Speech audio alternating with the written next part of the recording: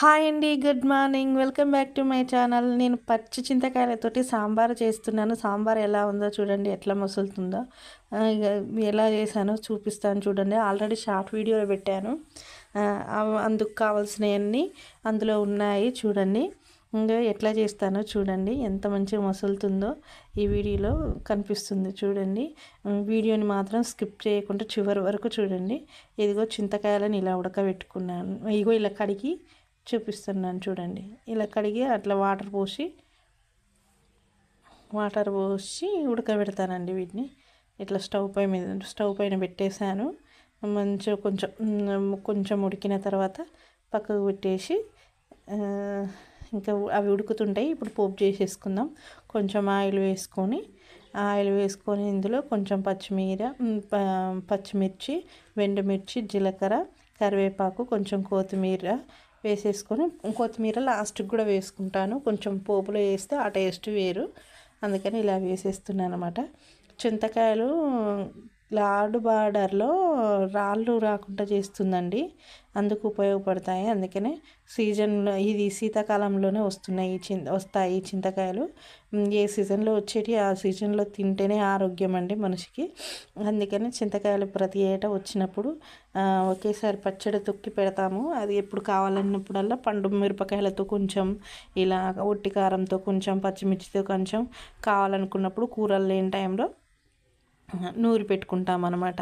ఇందులో 2 క్యారెట్లు కట్ చేసి వేసుకుంటాను. ఒక టమాటా, ఆల్రెడీ పులుపు ఉంటుంది కానీ కొంచెం వేసాను, ఆ ఫ్లేవర్ ఏరే ఉంటుందని.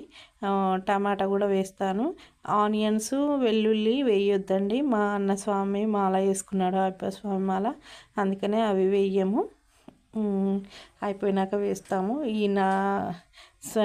మాల వేసిన కాంచి 41 రోజు వరకు, అంటే స్వామి పోయి వచ్చే వరకు దాదాపు 1.5 మంత్కి ఎక్కువనే పడుతుందండి. 2 మంత్స్ పడుతుంది. అప్పటి వరకు ఇట్లాంటివి ఏం తినము. ఇలా సొరకాయ కూడా వేసాను. ఉంటే ములక్కాయలు కూడా వేసుకోవాలి కానీ లేవండి, ఉన్నవారికి అడ్జస్ట్ చేసుకుంటున్నా. ఇప్పుడు సొరకాయ, ఒక టమాటా, 2 క్యారెట్లు వేసి ఇవి పోపు చేసేసుకుంటున్నాను అనమాట.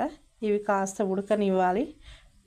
ఉడకనిచ్చి ఇందులో తగినంత కారం, సాల్ట్ వేసుకొని, ఇంకా పసుపు వేసుకొని ఉడకనిచ్చిన తర్వాత, చింతకాయలు మంచిగా ఉడికిన తర్వాత అవి చల్లారి అంటే కాలుతాయండి. చల్లారిన తర్వాత అవి కొంచెం ఇట్లా రబ్ చేసి, అంటే ఏమంటాం, నలిపేసి అందులో రసం తీసి ఇందులో పోసేసి, ఈ ముక్కలకే కారం వేసుకుంటాను. తర్వాత చారులు వేస్తే అంత టేస్ట్ అనిపించదు. ఆల్రెడీ చింతకాయలు ఉడికినాయి చూడండి, పక్కకు కనిపిస్తుంది ఎట్లా ఉడికినాయో చింతకాయలు. ఇలా రసం గంటతో చిదిమేసి రసం తీసినాయి. ఇట్లా ఉడకబెట్టిన చింతకాయలు ఎంత బాగా ఉడుకుతున్నాయి చూడండి. అమ్మ మస్తు పుల్లగా ఉన్నాయి, బాగున్నది. ఈ చింతకాయలు మా చెట్టువే. ఎక్కువ తినొద్దండి, గ్యాస్ ట్రబుల్ వస్తుంది. కొంచెం లైట్గా ఇట్లా మంచిగా ఉడికిన తర్వాత రసం తీసి పోసేసుకొని, ఇలా సారైంది. సాంబార్ పొడి వేస్తున్నాయి ఇందులో. సాంబార్ పొడి వేసేసి, ఉంటే కొంచెం ధనియాల పొడి కూడా వేసుకోవాలండి, ఇంక వేయలేదు. సాంబార్ పొడి వేసేసిన తర్వాత సాంబార్ రెడీ. ఇంతేనండి.